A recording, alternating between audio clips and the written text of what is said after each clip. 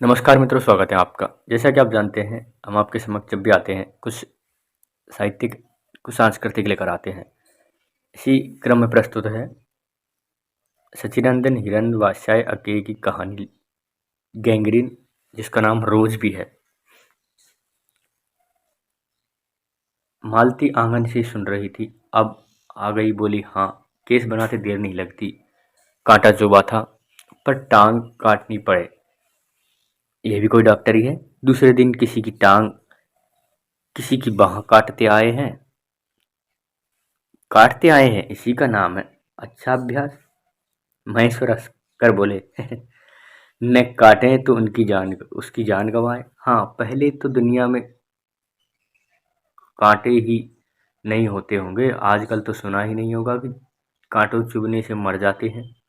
महेश्वर ने उत्तर दिया, मुस्कुरा दिए। मालती मेरी ओर देखकर बोली, ऐसे होते हैं डॉक्टर, सरकारी अस्पताल है ना, क्या परवाह है। मैं तो रोज ही ऐसी बातें सुनती हूँ, अब कोई मर मुर जाए तो ख्याल ही नहीं होता। पहले तो रात रात भर नींद नहीं आया करती थी।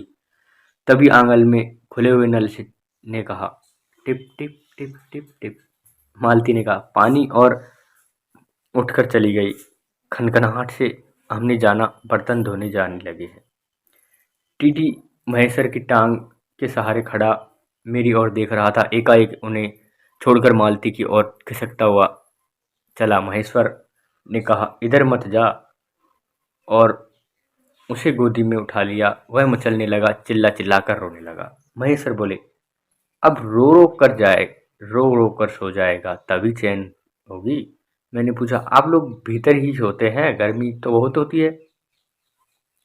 होने को तो मच्छर भी बहुत है, पर यह लोहे के पलंग उठाकर बाहर कौन ले आए।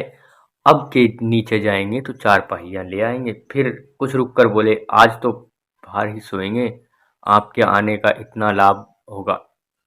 टीटी अब तक रोता ही जा रहा था। महेश्वर ने उसे एक पलंग पर बिठा दिया और पलंग बाहर खींचने लगे। मैंने कहा, मदद करता हूँ। दूसरी ओर से पलंग उठाकर निकलवा दिए। अब हम तीनों, महेश्वर, टीटी और मैं, दो पलंगों पर बैठ गए और वार्तालाप के लिए उपयुक्त विषय न पाकर उस कमी को छुपाने के लिए टीटी से खेलने लगे। बाहर आकर वह कुछ चुप हो गया, किंतु बीच बीच में जैसे एकाएक कोई भूला हुआ कर्तव्य याद करके रो उठता या एकदम चुप हो जाता, और कभी कभी हम हंस पड़ते या महेश्वर उसके बारे में कुछ बातें कह देते। मालती बर्तन धो चुकी थी, अब वह उन्हें लेकर आंगन में एक और रसोई के छप्पर की ओर चली। तब महेश्वर ने कहा, थोड़े से आम लाया हूँ, वह भी धोने लेना। कहाँ है। अंगीठी पर रखे हैं, कागज में लपेटे हुए। मालती ने भीतर जाकर आम उठाए और अपने आंचल में डाले, जिसे कागज में वह लपेटे हुए किसी पुराने अखबार का टुकड़ा था। मालती चलती चलती संध्या के उस क्षण प्रकाश में उसी को पढ़ती जा रही थी। वह नल के पास जाकर खड़ी हो उसे पढ़ती रही। जब दोनों ओर पढ़ चुकी, तब वह लंबी सांस लेकर उसे फेंक कर आम धोने लगी। एकाएक मुझे याद आया कि बहुत दिनों की बात थी, जब हम अभी स्कूल से भर्ती हुए थे, जब हमारा सबसे बड़ा सुख, सबसे बड़ी विजय, हाजिरी हो चुकने के बाद चोरी से क्लास से निकल भागने और स्कूल से कुछ दूर पर आम के बगीचे में पेड़ों पर चढ़कर कच्ची आमियां तोड़कर खाना मुझे याद आया। कभी मैं भाग आता और मालती नहीं आ पाती, तब मैं खिन्न मन से लौट आया करता था। मालती कुछ नहीं पढ़ती थी, उसके माता पिता तंग थे। एक दिन उसके पिता ने उसे एक पुस्तक ला कर दी और कहा, इसके 20 पेज रोज पढ़ो, हफ्ते भर में मैं देखूंगा कि समाप्त कर चुकी हो, नहीं तो मार मार कर चमड़ी उधेड़ लूंगा। मालती ने चुपचाप किताब ले ली, पर क्या उसने पढ़ी। नित्य ही उसके 10 पन्ने 20 पन्ने फाड़ कर फेंक देती, अपने खेल में किसी भांति फर्क न पड़ने देती। जब 8वें दिन उसके पिता ने पूछा, किताब समाप्त कर ली, तो उत्तर दिया, हाँ समाप्त कर ली। पिता ने कहा, लाओ मैं प्रश्न पूछूं, तो चुप खड़ी रही। पिता ने कहा, तो उद्धत स्वर में बोली, किताब मैंने फाड़ कर फेंक दी, मैं नहीं पढ़ूंगी। उसके बाद बहुत पिटी, पर वह अलग बात है। इस समय मैं सोच रहा था कि वह उद्धत और चंचल मालती आज कितनी सीधी हो गई, कितनी शांत और अखबार के टुकड़े को तरस रही है, तरसती है। ये क्या है? तभी महेश्वर ने पूछा, रोटी कब बनेगी? मैं अभी बनाती हूँ। अब की बार जब मालती रसोई की ओर चली तब टीटी की कर्तव्य भावना बहुत विस्तीर्ण हो चुकी थी। वह मालती की ओर हाथ बढ़ाकर रोने लगा और नहीं माना। मालती उसे भी गोद में लेकर चली गई। रसोई में बैठकर एक हाथ से उसे थपथपाने लगी और दूसरे से कई छोटे छोटे डिब्बे उठाकर सामने रखने लगी। और हम दोनों चुपचाप रात्रि की और भोजन की, एक दूसरे के कुछ कहने की और कुछ न किस किस न्यूनता की पूर्ति प्रतीक्षा करने लगे।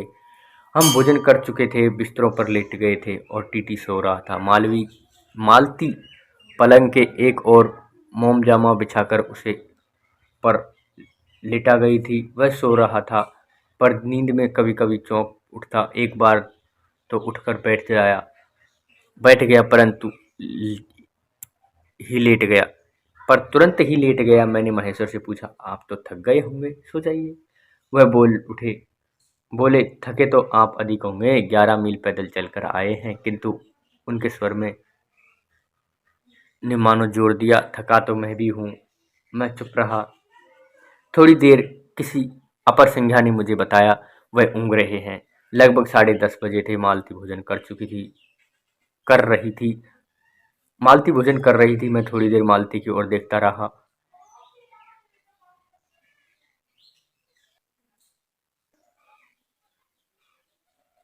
यद्यपि मैं यद्यपि वह बहुत गहरे विचार में नहीं लीन हुई थी, धीरे धीरे खाना खा रही थी। मैं इधर उधर खिसक रहा था, पर आराम से होकर आकाश की ओर देखने लगा। पूर्णमथी आकाश अनभ्रम था।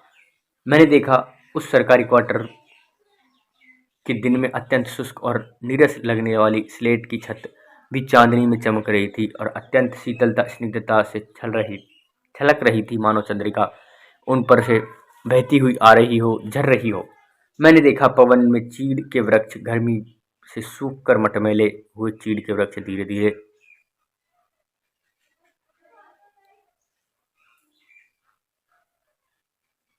धीरे धीरे करुणा से भरे हुए स्वर में कहा, चोट बहुत लग गई बेचारे के। यह सब मानो एक ही क्षण में एक क्रिया की गति में हो रहा है। मालती ने रोते हुए शिशु को मुझसे लेने के लिए हाथ बढ़ाते हुए कहा, इसके चोट लगती ही रहती है, रोज ही गिर पड़ता है। एक क्षण के लिए मैं निस्तब्ध हो गया और फिर एकाएक मेरे मन में समूचे अस्तित्व ने विद्रोह के स्वर में कहा, मैंने मन के भीतर ही बाहर एक शब्द भी नहीं निकाला, माँ, युवती माँ, यह तुम्हारे हृदय को क्या हो गया है जो तुम अपने एकमात्र बच्चे के गिरने पर ऐसी बात कह सकती हो? और यह अभी तुम्हारा सारा जीवन तुम्हारे आगे है। और एकाएक मैंने जाना कि वह भावना मिथ्या नहीं है। मैंने देखा कि सचमुच उस कुटुंब में कोई गहरी भयंकर छाया घर कर रही है। उसके जीवन के पहले ही यौवन में धुन घुन की तरह लग गई है। उसका इतना अभिन्न अंग हो गई है कि उसे पहचानने की नहीं, उसकी परिधि में घेरे चली आ रही है। इतना ही नहीं, मैंने उसे छाया को भी देख लिया। इतनी देर में पूर्ववत शांति हो गई। महेश्वर फिर लेट कर ऊँघ गए। टीटी मालती के लेटे हुए शरीर से चिपक कर चुप हो गया। यद्यपि कभी एक आधा सिसकी उसके छोटे से शरीर को हिला देती, मैं भी अनुभव करने लगा कि बिस्तर अच्छा सा लग रहा है। मालती चुपचाप ऊपर आकाश में देख रही थी, किंतु क्या चंद्रिका को, तारों को? तभी 11 बजे का घंटा बजा। मैंने अपनी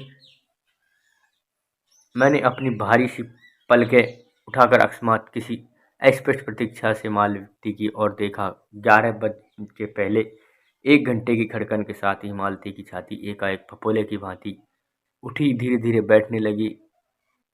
घंटा ध्वनि के कंपन के साथ ही मूक हो जाने वाली आवाज में उसने कहा, 11 बज गए।